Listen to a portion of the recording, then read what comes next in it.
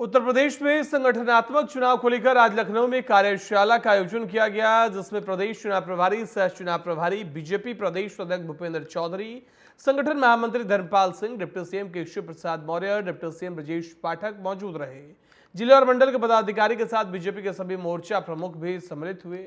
BJP के कार्यशाला को लेकर बीजेपी प्रदेश महामंत्री राम प्रताप सिंह चौहान से बातचीत की है टीवी 27 न्यूज के संवाददाता पंकज तिवारी ने। सुनिए।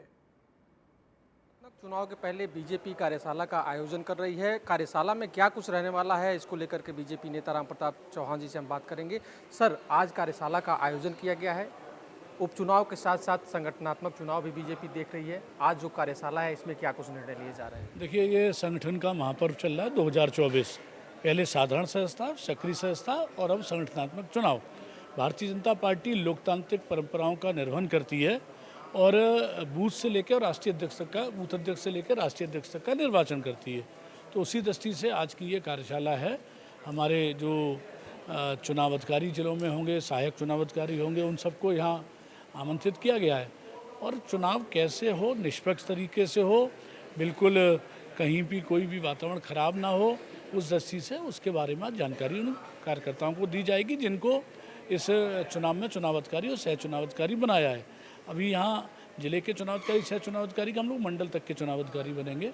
मंडल के ही चुनाव अधिकारी फिर बूथ का चुनाव कराएंगे, मंडल का कराएंगे और उसके बाद जिले का होगा, उसके बाद प्रदेश का होगा, फिर राष्ट्र का होगा। बूथ की अगर जो बात की जाए तो बूथ किसी भी संगठन, किसी भी पार्टी का सबसे मजबूत वो एक तरह से कड़ी होती है, जो सबको, जो आम जनता को पार्टी से जोड़ के रखती है। सबसे ज़्यादा मेहनत करनी पड़ती है वहाँ पे। ऐसे में बूथ लेवल को मजबूत करने के लिए ये जो संगठनात्मक चुनाव हो रहा है, कैसे लोगों का चयन करेगी बीजेपी और किस हिसाब से करेगी?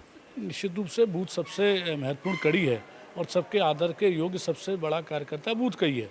तो उसको अच्छे कार्यकर्ता का निर्माण हो, सर्वस्पर्शी, सर्वग्राही हो, सभी जातियों का समावेश संगठन में हो और सभी क्षेत्रों से हम लोग के कार्यकर्ता संगठन में जुड़ें, उस दृष्टि से हम लोग काम कर रहे हैं। और आगामी जो नया संगठन बनेगा वो उसी दृष्टि से, जो पहले है वो भी उसी दृष्टि से है।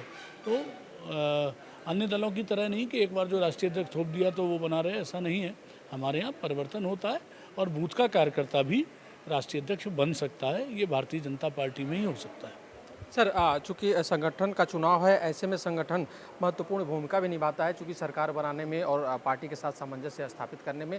बीजेपी को नए जो संगठन के पदाधिकारी हैं, कब तक पूरे, चाहे वो प्रदेश लेवल की बात की जाए या राष्ट्रीय लेवल की बात की जाए या बूथ लेवल की बात की जाए, ये पूरी प्रक्रिया कब तक संपन्न करा ली जाए? मुझे लगता है दिसंबर तक ये प्रक्रिया पूर्ण संपन्न हो जाएगी और दिसंबर में हमको लगता है कि नए राष्ट्रीय अध्यक्ष जी भी, जिनका भी होना होगा निर्वाचन, वो हो जाएगा।